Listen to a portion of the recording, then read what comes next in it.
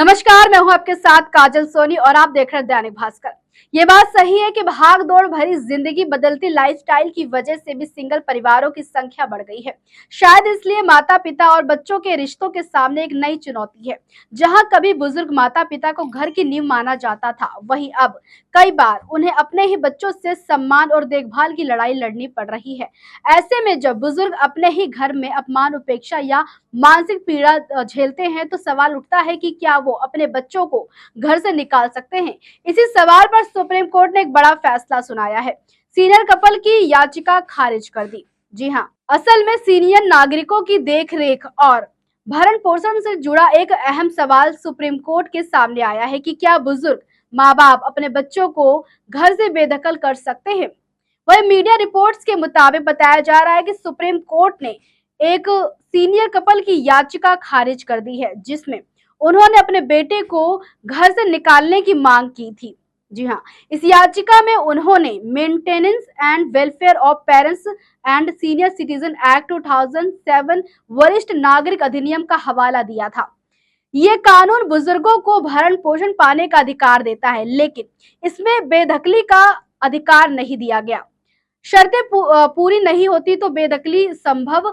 हालांकि supreme court ने भले पहले के फैसले में ये क्लियर किया है कि अगर बुजुर्ग अपनी संपत्ति किसी शर्त के साथ बच्चों को देते हैं और वे शर्तें पूरी नहीं होती तो बेदखली संभव है। कानून की धारा 23 के तहत अगर किसी बुजुर्ग ने अपनी संपत्ति इस शर्त पर किसी को दी है कि वह उसकी देखभाल करेगा, लेकिन वह शख्स ऐसा नहीं करता, तो वह हस्तांतरण अमान्य माना जा सकता है। ऐसे मामलों में बुजुर्ग ट्रिब्यूनल में अपील कर सकता है और संपत्ति वापस लेने की मांग कर सकते हैं। कोर्ट ने यह भी कहा। रिपोर्ट्स के मुताबिक सुप्रीम कोर्ट ने 2020 में एक फैसले में कहा था कि यदि वरिष्ठ नागरिकों की देखभाल ना की जा रही हो या फिर प्रताड़ना का शिकार हो रहे हैं, तो सीनियर सिटीजन एक्ट के तहत गठित ट्रिब्यूनल बच्चों या रिश्तेदारों को घर से निकालने का आदेश दे सकता है।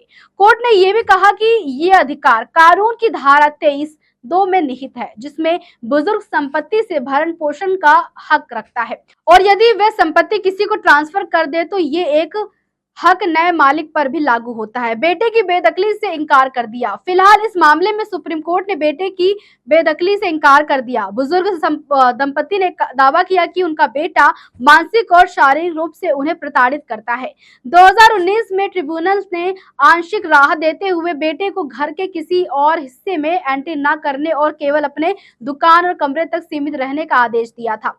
कोर्ट ने कहा कि जब तक बेटे के दुर्व्यवहार का कोई नया प्रमाण न हो, तब तक बेदखली का आदेश जरूरी नहीं। वहीं एक्सपर्ट्स का मानना है कि इस फैसले से ये क्लियर है कि हर स्थिति में बेदखली का आदेश नहीं दिया जा सकता। कोर्ट ने कहा कि ट्रिब्यूनल को सभी पक्षों के दावों की जांच करनी होगी और केवल तभी बेदखली का फैसला लिया जा सकता है जब बुजुर्गों की सुरक्षा और देखभाल के लिए ये आवश्यक हो।